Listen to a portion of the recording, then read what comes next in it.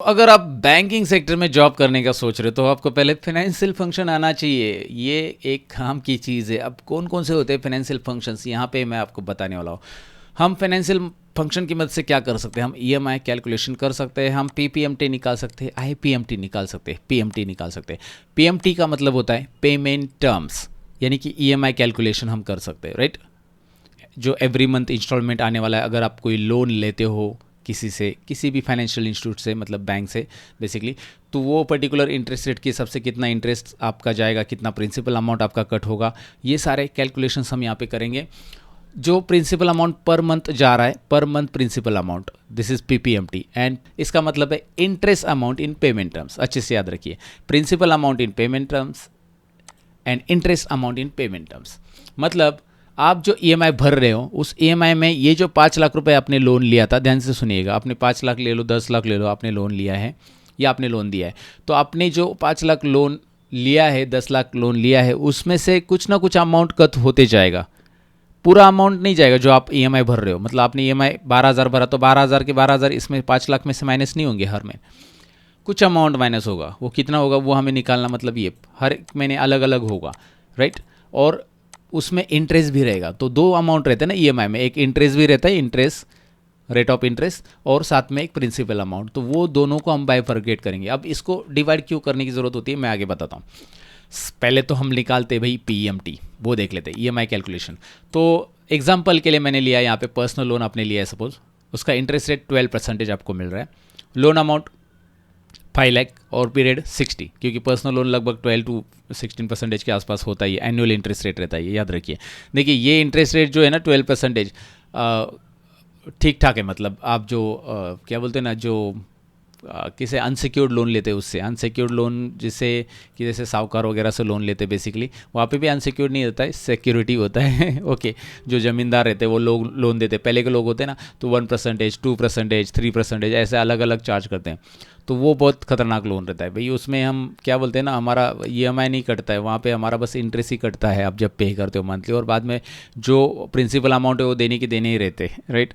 तो एग्जांपल ले लो, 5 लाख आपने लिया, 5 लाख 1% पे लिया, तो 5,000 रुपये आपको उनको देना है interest, as a interest 5,000, right. और ये प्रिंसिपल में से कट नहीं हो रहा है, वो इंटरेस्ट ही जा रहा है।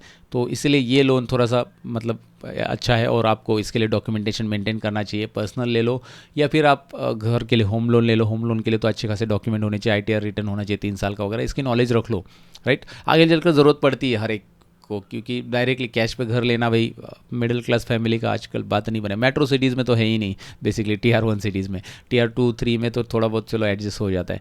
बट अगर आप Tier 1 में हो तो भैया आप प्रिपेयर करो अपने आप को पहले लोन के लिए। तो होम लोन के लिए क्या प्रोसीजर होती है, कितने डॉक्यूमेंट्स आपको जमा करने पड़ते हैं, 3 साल का आईटीआर क्यों लगता है, सारी चीज़ों का इन्फॉर्मेशन ले लो। फिलहाल तो ये जानकारी जनहित में जारी कर दी है मैंने। हम जा रहे ईएमआई की तरफ, ये जानकारी आपको होनी चाहिए इसलिए मैं बता रहा हूँ, क्योंकि लोग मैंने जो गलती की ना वो आपको बता रहा हूँ, क्योंकि मुझे इनके बारे में, मुझे कैलकुलेशंस के बारे में पता था, लेकिन मैंने आईटीआर वगैरह इतने ध्यान नहीं दिया। बोले यार अपने को ज़रूरत नहीं पड़ेगी ऐसा लगता है, लेकिन हम हर किसी को ज़रूरत पड़ती है यार। तो यहाँ पे देखो इज इक्वल टू, मैं यहाँ पे कर रहा हूँ पीएमटी फॉर्मूला। अब मेरे पास इंटरेस्ट रेट है, मेरे पास प्रिंसिपल अमाउंट है, 5 लाख का लोन मुझे लेना है, और कितने पीरियड के लेना है, ये मंथ्स में है। सो ये 60 डेज है। तो यहाँ पे ये जो चीज़ें है ना, ये कहाँ पे देनी है, कैसे पीएमटी जब आप फॉर्मूला लिखोगे तो रेट, एन पर, पीवी, एफवी, टाइप, ऐसे 5 आर्ग्यूमेंट है। तो रेट क्या है, रेट तो आपको पता है ऊपर इंटरेस्ट रेट है। एन पर क्या है, एन नंबर ऑफ पीरियड, मतलब हमारे मंथ्स कितने, ईयर या मंथ्स जो भी है, यहाँ पे हमने ईयर में लिखा है तो मल्टीप्लाई बाय 12 करेंगे, फिलहाल मंथ में लिखा है। फिर पीवी, पीवी मतलब प्रिंसिपल वैल्यू, और आगे के 2 आर्ग्यूमेंट ऑप्शनल है, नहीं दिए तो भी चलेंगे। एफ तो हमें इसमें ज़रूरत नहीं, टाइप भी हम दे सकते हैं। तो यहाँ पे पीएमटी क्या होता है पहले अच्छे से समझ लो। यहाँ पे पहले रेट में देता हूँ, रेट डिवाइड बाय 12, ये एनुअल इंटरेस्ट रेट है, इसीलिए रेट को डिवाइड बाय 12 करना ना भूलिए, कॉमा कीजिए। N per, N number of period, दूसरी सेल देखो C4 मैंने सिलेक्ट की है, गुड, कॉमा पीवी, पीवी यहाँ पे हम देंगे ये वाली वैल्यूज़, एंड आपको आगे की वैल्यूज़ ऑप्शनल है। तो अभी आप एंटर करने के लिए रेडी हो गए, मैं तो रेडी हो गया हूँ, मैंने एंटर किया। लेकिन क्या ये जो ईएमआई आ रहा है ये कैलकुलेशन करेक्ट है, लेकिन ये नेगेटिव में आ रहा है, राइट। ये ईएमआई नेगेटिव में आ रहा है, उसे हम पॉजिटिव में करने के लिए बस यहाँ पे माइनस दे देंगे, राइट तो ये वैल्यूज़ नेगेटिव में आती है हमेशा। अब यहाँ पे क्या हो रहा है कि ये एज EMI कट हो रहा है, माइनस करना है, इसलिए शायद ये इन्होंने माइनस रखा होगा। मैंने भी गूगल पे सर्च किया इसके ऊपर, but I am not getting proper answer, पता नहीं उन्होंने ऐसा क्यों दिया। लेकिन हमें माइनस वैल्यू रखनी नहीं पड़ेगी यहाँ पे, क्योंकि आगे चलकर हमें जो भी इसका कैलकुलेशन करना है तो इसे प्लस में कन्वर्ट करना है। तो बस एक काम करो, सिंपल सा PV के आगे यहाँ पे माइनस दे दो और एंटर करो।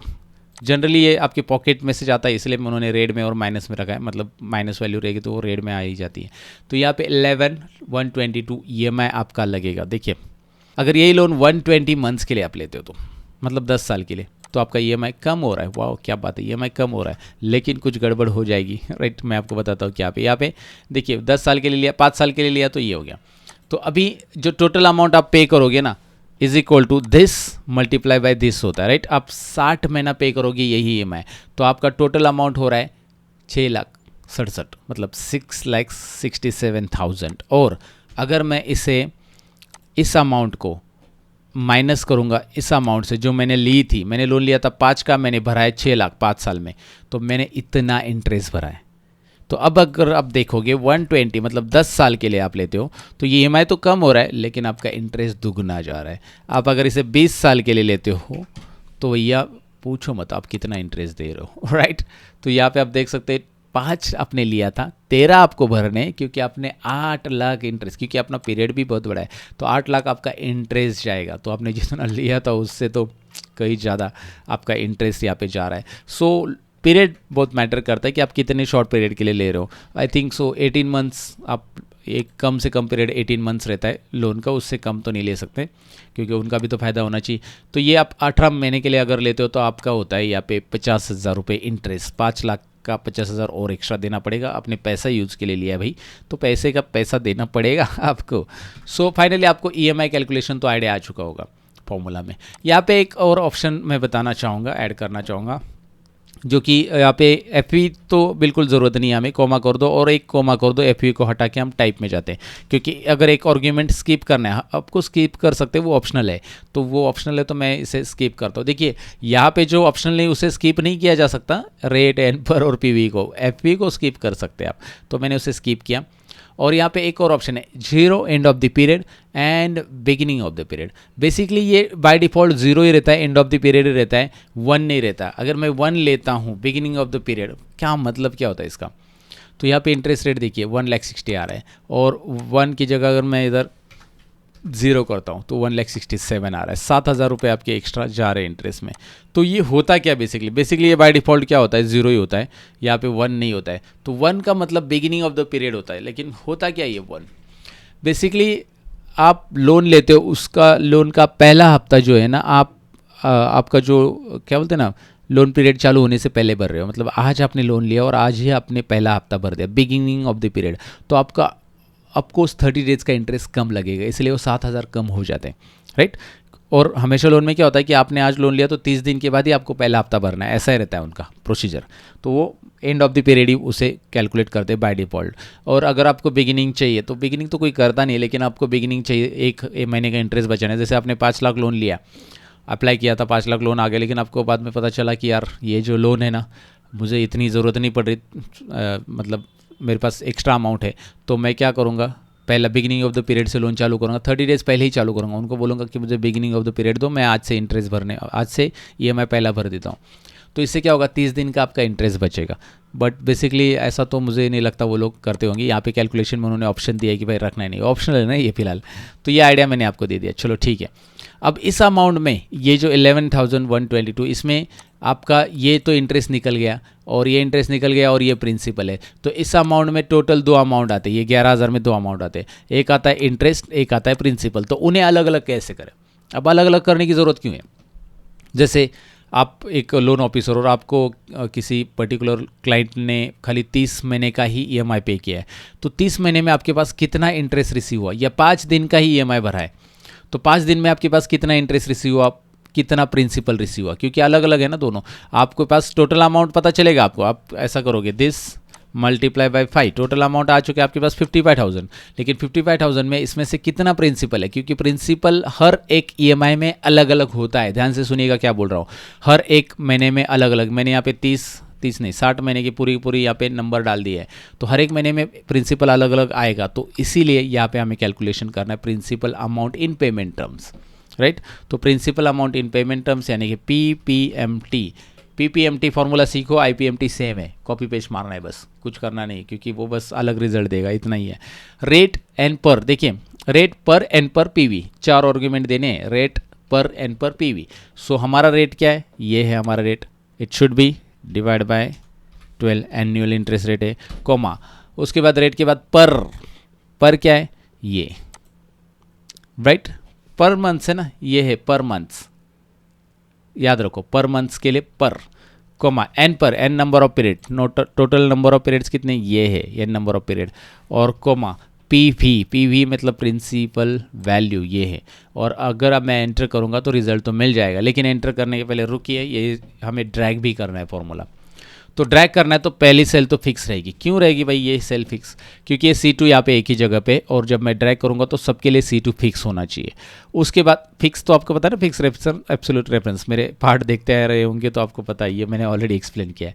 और उसके बाद C4 को यहाँ पे फिक्स करना पड़ेगा, और C3 को भी फिक्स करना, ये तीनों को ही फिक्स किया। E2 को क्यों नहीं, क्योंकि E2 यहाँ पे चेंज होते जा रहा है, E2 ये है दिख रहा है ना, और E2 का E3 E4 E5 E6 ऐसा होना चाहिए E2 का, समझ में है B2, okay I mean to से E2 का क्या होना चाहिए आपको क्लियर हो चुका होगा, और एंटर कीजिए और बाकी सब फिक्स रहेगा।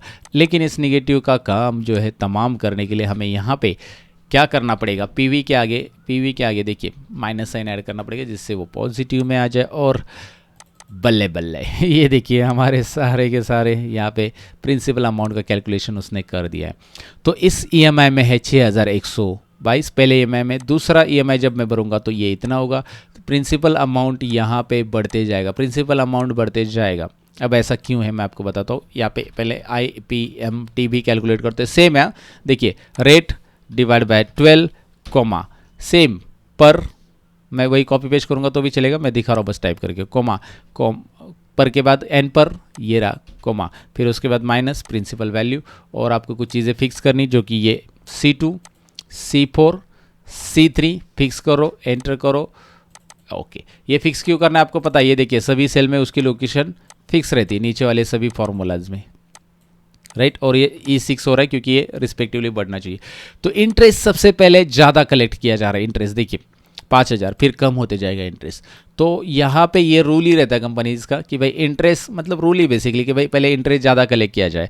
तो इंटरेस्ट यहाँ पे देखेंगे तो 5 महीने के बाद कितना इंटरेस्ट रिसीव हुआ है, 5 ही ले लो, 6 हो गया। तो 5 महीने के बाद आपके पास 24,000 इंटरेस्ट रेट आ जाता है। यहाँ पे नीचे आप कैलकुलेशन में देख सकते हैं 24,000 इंटरेस्ट रेट, राइट।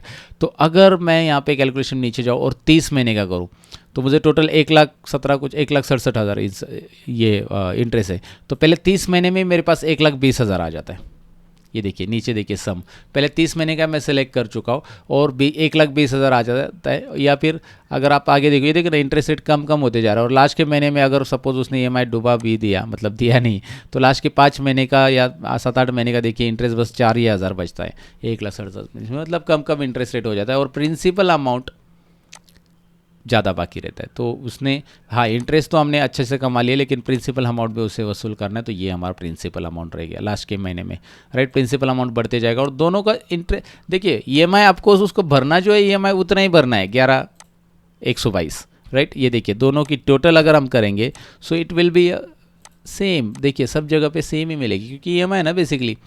तो आपको इन दोनों में से अमाउंट, इस अमाउंट को बाइफरगेट किया हमने, इस अमाउंट को यहाँ पे बाइफरगेट किया है, और इनके अगर टोटल निकालेंगे ना, नीचे हम टोटल निकाल लेते हैं, यहाँ पे अल्ट इज इक्वल टू, देखिए फॉर्मूला लगाने के लिए alt is equal to enter, okay. तो यहाँ पे 5 लाख, यहाँ पे 1,67,000, बराबर है ना, सही है ना, सही है भैया। ये देखिए 5 लाख और ये प्रिंसिपल अमाउंट, ये इंटरेस्ट, वही प्रिंसिपल अमाउंट इंटरेस्ट, और यहाँ पे EMI। तो ये कैलकुलेशन तो आपको समझा होगा डेफिनेटली कि भाई कैसे करते हैं कैलकुलेशन, फॉर्मूला कैसे लगाते हैं, एक बार प्रैक्टिस तो करनी पड़ेगी, प्रैक्टिस है तो अब परफेक्ट है।